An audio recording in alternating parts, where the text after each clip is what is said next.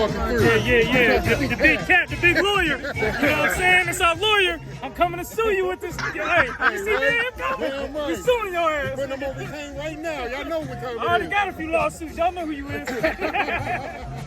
Yeah, definitely. Captain Ahraya out here at another amazing Midwest Fire weekend. I pretty much come out here every year, every summer for the event. Chicago, Detroit this year, definitely Chicago. We're here right by the beach.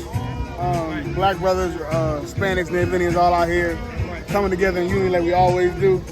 Captain Marquardt and all the chapters under him in the Midwest, all the officers under him is doing an amazing job reaching out to the people and trying to bring us back to our culture as Israelites. And so I got one question for him real quick before you go.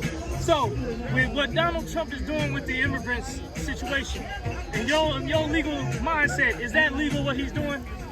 No, it's not legal. It's not legal because of the lack of what they call, you might hear about the news a lot, the lack of due process. Everybody that's in the United States has the right to due process, meaning they can't take away your freedom, your property, or your life without having some type of investigation or process or trial. So like, if I get accused of a crime, they can't just say, oh, you did it, we're going to throw you in jail. You got to go to trial. You got to decide you're going to have a jury trial or a judge trial. They're going to bring forth evidence. It's going to be a process to see whether or not I actually committed the crime. So that goes to people who are illegal as well. As long as you're in the country, they can't just kick you out. They got to at least sit you down, figure out why you're here, do you have asylum, etc. And if I could, another thing that's really illegal about it is their investigations ain't being public. Right. Like they're not like it's not your investigation is supposed to be free to the public. Right. Like if you got hit for a crime, the information of your crime, be all public, when your court date should be public information. It shouldn't be an underground situation. Right. And they doing it seem like underground because we ain't getting to see these court cases. They know what they're doing is wrong.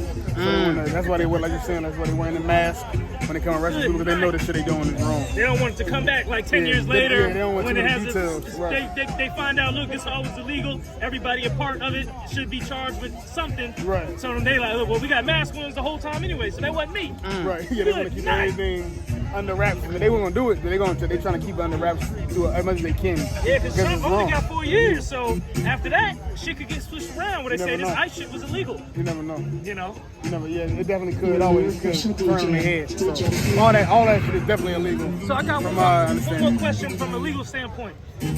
How plausible is it that Donald Trump can Jimmy rig the shit where he can be in office longer than 4 years on a 2 term?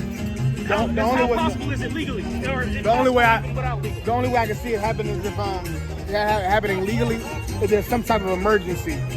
So it was like World War III? Not even that. Maybe like an invasion or a terrorist attack. Something happened so big in the country to where he's saying we're gonna suspend the election, we're gonna pause it.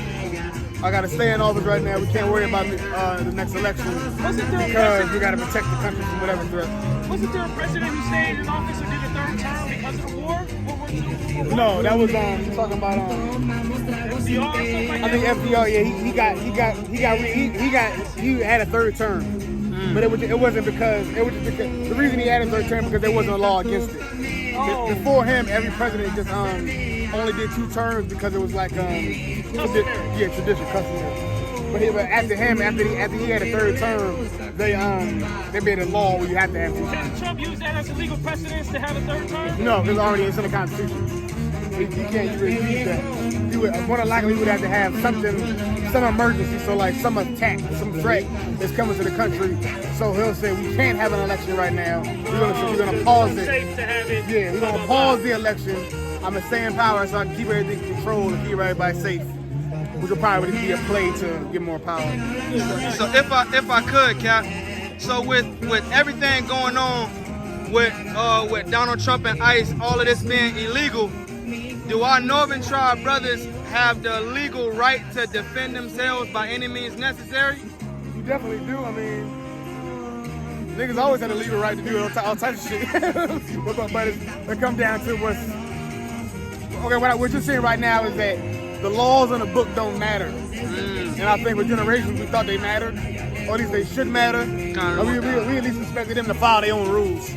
But right now they're showing us that they don't give a fuck about their own rules. They care about what they want to do to you in the moment.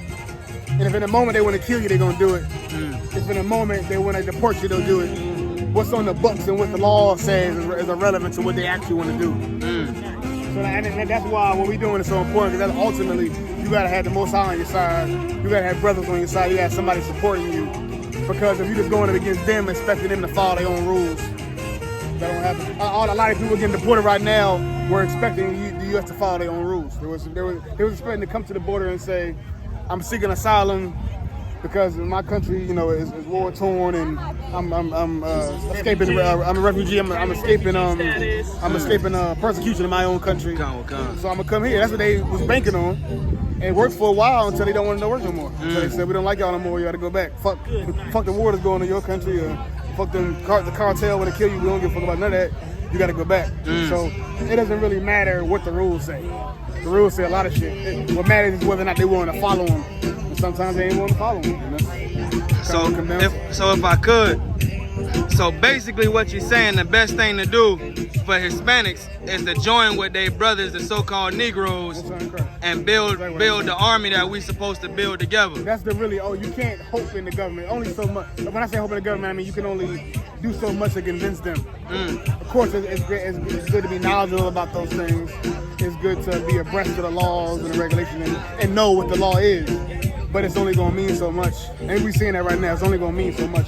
What's most valuable is to unite with the Most High and to unite with your brothers. After that, you know, you gotta see how the specifics gonna work.